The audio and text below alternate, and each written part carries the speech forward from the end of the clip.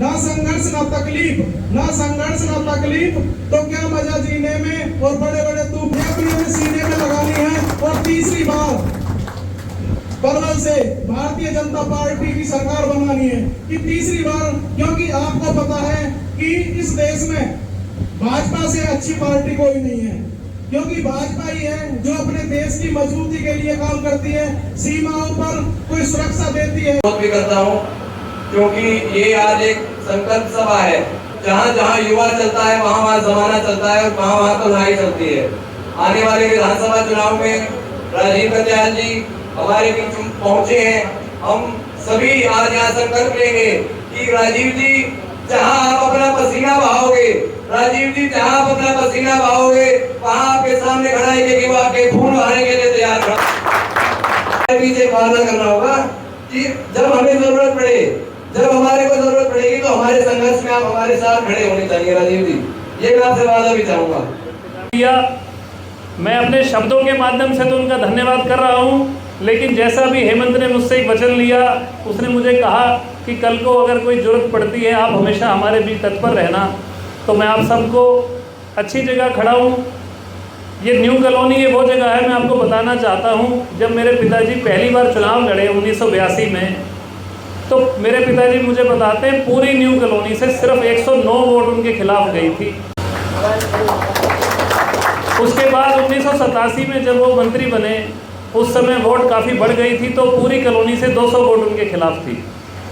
तो मैं बताना चाहता हूँ, मैं ऐसी न्यू कॉलोनी में बैठा हूँ और मेरी पूरी कोशिश रहेगी जो बात मैं करूँ अपनी अंतरात्मा की आवाज़ से करूँ। नेताओं की तरह ठीक है, नेता जनता की भलाई के भी बहुत काम करते हैं, लेकिन कुछ ना कुछ वादे ऐसे भी कर जाते हैं कि जो पूरे नहीं किए जाते।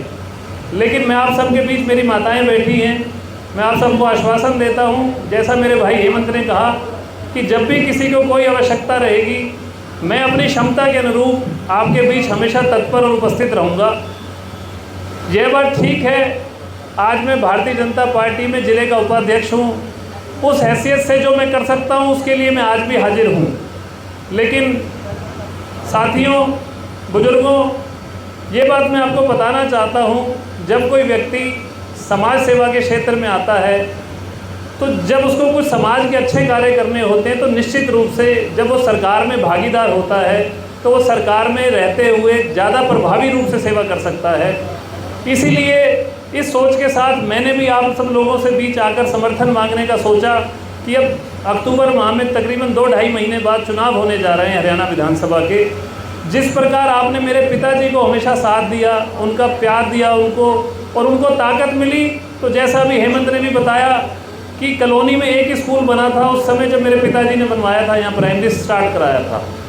पूरे पलवल में उस समय नगर परिषद भंग हुई थी, तो जितने भी कार्य सारे पेंडिंग पड़े थे, चाहे वो सारे सीवर लाइनें डलनी थी पलवल में, सारी की सारी पलवल की सीवर लाइन जब स्टार्ट कराई मेरे पिताजी ने। हमारे देवी दयाल मक्कड़ जी, आप सब उनसे भी भली भांति परिचित हैं, हमारी पंजाबी सभा के प्रधान हैं, उनको उस समय नगर परिषद का चेयरमैन भी बनाया, और उन्होंने भी जो समाज को ज़रूरत थी और जो पलवल क्षेत्र को जो भी आवश्यकताएँ थी, वो सारी जब भी उन्होंने जो बात कही मेरे पिताजी ने पूरा करने का कार्य किया।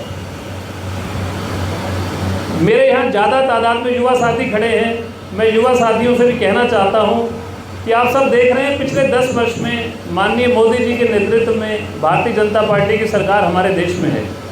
सरकारें पहले भी होती थी, सरकार अब भी है, लेकिन एक फ़र्क जो देखने की चीज़ है, आज जो भारत का सम्मान विश्व समुदाय में बढ़ा, माननीय मोदी जी के आने के बाद आज G20 का भी जो सम्मेलन हुआ, उसमें सारे जो विश्व के बड़े बड़े 20 देश थे, उन्होंने भी ये बात मानी कि अब भारत को आगे बढ़ने से कोई रोक नहीं सकता, अब भारत को पूरे विश्व का नेतृत्व करने का समय आ गया है। और उसी का परिणाम है, जो भारत पहले विश्व की 12वीं सबसे बड़ी अर्थव्यवस्था होती थी, आज वो आगे छलांग लगाकर ब्रिटेन को भी पीछे छोड़कर 5वीं बड़ी अर्थव्यवस्था विश्व की बन चुका है, और अब 3री अर्थव्यवस्था बनने जा रहा है। मैं आपको एक बात और बताता हूँ कि सभी लोग कहते हैं कि हम पढ़ते भी आए हैं, भारत एक विकासशील देश है, सब चाहते थे कि भारत विकसित राष्ट्र बनना चाहिए। उसकी तरफ माननीय मोदी जी ने कदम बढ़ाते हुए 2047 का एक नारा भी दे दिया कि हमारा देश 2047 में विकसित राष्ट्रों की श्रेणी में आएगा। तो उसी तरफ प्रयत्न किए जा रहे हैं।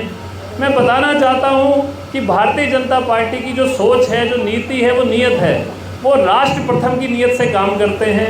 उनके लिए, भारतीय जनता पार्टी के प्रत्येक कार्यकर्ता के लिए राष्ट्र प्रथम होता है। कुछ भी कार्य बाद में और सबसे पहले राष्ट्र हित में, राष्ट्र को सशक्त बनाने में जो कार्य है वो प्राथमिकता पर रखा जाता है। बुजुर्गों व साथियों, माताओं बहनों, मैं आपको बताना चाहता हूँ, आप देखिए कि हरियाणा में भी जब भाजपा की सरकार बनी और माननीय मनोहर लाल जी को मुख्यमंत्री का दायित्व दिया गया, सबसे पहला काम उन्होंने अपनी कलम से जो किया, उन्होंने कहा कि जो बच्चे नेताओं की चौखटों पर बेचारे धक्के खाते रहते हैं नौकरी के लिए, रोजगार के लिए, सबसे पहला कार्य उन्होंने करा कि कोई बिना पर्ची व बिना खर्ची के रोजगार दिया जाएगा।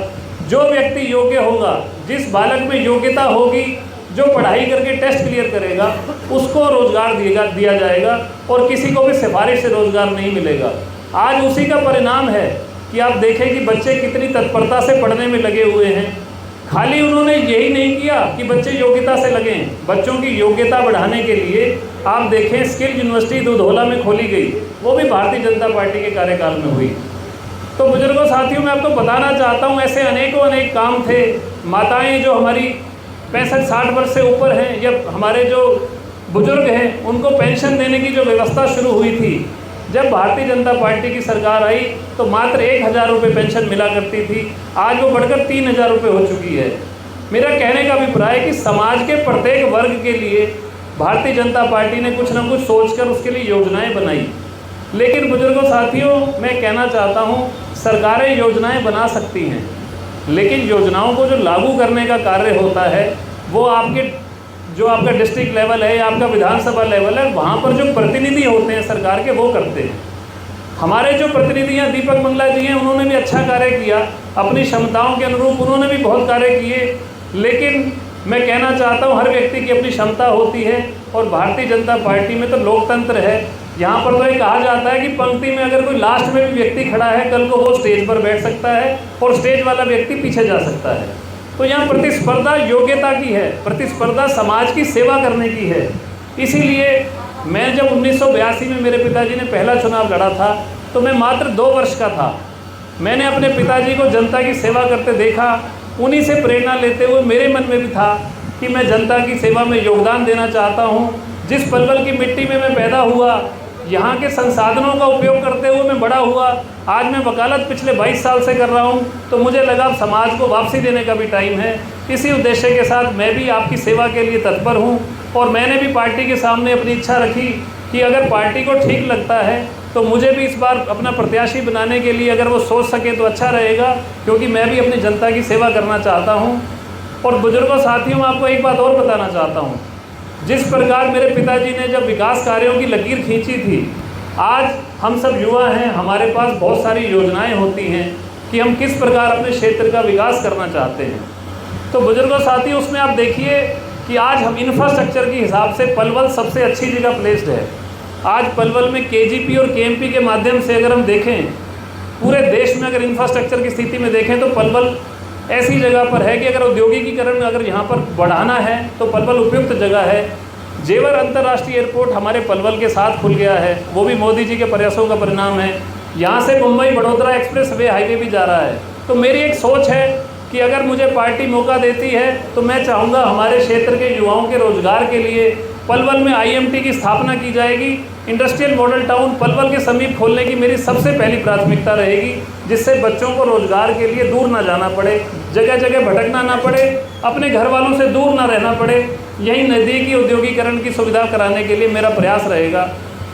दूसरी, अगर मुझे कोई मौका मिलता है तो मैं एक बात और कहना चाहता हूँ कि जिस प्रकार शिक्षा प्रणाली, हमारे सब बच्चे यहाँ से सुबह सुबह मैं देखता हूँ, कोई बसों में, कोई वैनों में, बेचारे छोटे छोटे बच्चे सुबह जल्दी उठकर फरीदाबाद जाते हैं पढ़ने, क्योंकि अच्छे अच्छे स्कूल सारे फरीदाबाद में हैं। हमारे पलवल में औद्योगिक शिक्षाकरण का देखें तो शिक्षा उतनी स्तर की नहीं है जो होनी चाहिए। तो मेरा ये भी प्रयास रहेगा कि शिक्षा के स्तर को ऊंचा करने के लिए हमारे बच्चे भी बड़े बड़े शहर के बच्चों के साथ कम्पीट कर सकें, उनके साथ प्रतिस्पर्धा कर सकें, अच्छी शिक्षा प्रणाली से अच्छी शिक्षा ग्रहण कर सकें, उसके लिए भी प्रयासरत रहूँगा। जिस प्रकार सड़कों की व्यवस्था हमारे यहाँ पलवल में है, बारिशों में पानी आता है, पानी भर जाता है, सड़कें नहीं बनती हैं, फिर टूट जाती हैं, तो उसके लिए भी मेरा प्रयास रहेगा कि सबसे पहले कि पलवल में सैनिटेशन की जो व्यवस्था है, पानी निकासी की जो दिक्कत यहाँ पर है, उसको दूर करने का प्रयास करूँगा। बहुत सी ऐसी योजनाएं हैं मेरे दिमाग में जिनको मैं अमली जामा पहनाना चाहता हूँ, लेकिन वो सब आप सबके समर्थन व आप सबके साथ से, आपके प्यार से संभव है। मैं आज आप सब ने इतना मुझे बुलाकर जो मान सम्मान दिया, इतना मेरे को फूल मालाओं के द्वारा मेरे बड़े लोगों ने, मेरे बुजुर्गों ने भी मुझे अपना आशीर्वाद दिया, तो मैं आप सबके बीच एक बार ये पुनः कहना चाहता हूँ कि जो मौका मुझे मिलेगा, आपकी सेवा में हर समय तत्पर रहूँगा। किसी के बारे में आक्षेप नहीं करना चाहता, क्योंकि पिछले 25 वर्ष में हमने देखा किस प्रकार कांग्रेस पार्टी के नेता यहाँ पर लगातार उनको सेवा का मौका मिला, लेकिन उन्होंने पलवल को कितना आगे बढ़ाने की बजाय पीछे किया। तो मैं तो अपनी तरफ से लंबी लकीर खींचकर एक मिसाल साबित करना चाहता हूँ इन्हीं शब्दों के साथ कि आप सब यहाँ आए। मेरे को ये भी पीछे से इशारा हो रहा था कि बड़ी गर्मी है, काफ़ी देर से लोग यहाँ बैठे हैं, तो इसलिए मैं ज़्यादा बात ना करते हुए, थोड़े में ज़्यादा कहने की, गागर में सागर भरने की बात करते हुए कहता हूँ, आप सब मुझे अपना आशीर्वाद दें, मुझे आगे बढ़ाएं। टिकट देना पार्टी का काम है, लेकिन आपकी जो दुआएं, आपका आशीर्वाद जो है, वो सब, आपकी जो चर्चा है, वो पार्टी को भी अपने आप संदेश दे देगा कि पलवल के लोग, पलवल की माताएं बहनें राजीव कत्याल को अपना प्रतिनिधि चाहती हैं, और जो आपके दिल की इच्छा है, जो मुराद है, वो ज़रूर पूरी होगी। और फिर एक बार पुनः आपके बीच दोबारा आऊँगा जब टिकट मिल जाएगी, और आप सबके बीच पुनः एक बार समर्थन मांगने आऊँगा। आज सभी युवा साथियों ने जो मेरा जोश इतना बढ़ाया, जो इतनी देर से इंतज़ार भी कर रहे थे, और जो सभी युवा साथी मेरे साथ कंधे से कंधा मिलाकर चलते हैं, उन सब का भी मैं बहुत दिल की गहराइयों से धन्यवाद करता हूं। और मैं साथियों से कहना चाहता हूं कि मेरे प्राण का अगर एक एक रक्त का कोई भी कतरा होगा, मैं तो एक वकील हूं, बहुत सारी कंपनियों की तरफ से वकालत करता हूं। भगवान ने मेरे को बहुत कुछ दिया, लेकिन मेरा जो आज के बाद का जीवन है वो सब आप सबकी सेवा में रहेगा। अपने युवा साथियों को कैसे सक्षम बनाऊं, कैसे उनको पैरों पर खड़ा करने में मदद करूं। खाली मैं ये बात कहने के लिए नहीं कर रहा। मेरे पिताजी को सबने देखा कि पलवल के इतिहास में अगर रोजगार दिलवाने में अगर किसी व्यक्ति ने सबसे ज़्यादा सहायता युवाओं की करी, तो वो सुभाष कत्याल है। आज भी पलवल में उनको एमएलए से हटे हुए बहुत साल हो गए, उनके बाद बहुत सारे लोग बने। आज मैं कहता हूँ उन सब ने इकट्ठे प्रयास करके जितना रोजगार लगवाया और मेरे पिताजी ने अकेले 4 साल की अवधि में लगवाया, वो बराबर होगा। तो इस विश्वास के साथ, इस अपने पिताजी को कार्य करते जो देखा, उस प्रेरणा को लेते हुए मैं आप सबके बीच एक बार पुनः बहुत धन्यवाद करता हूँ, अपना स्थान लूँगा, और इस उम्मीद के साथ कि आपका साथ, आपका विश्वास मेरे पे बना रहेगा। आप सब जहाँ आए, बहुत टाइम निकाला सबने, आप सबका बहुत बहुत बहुत बहुत धन्यवाद।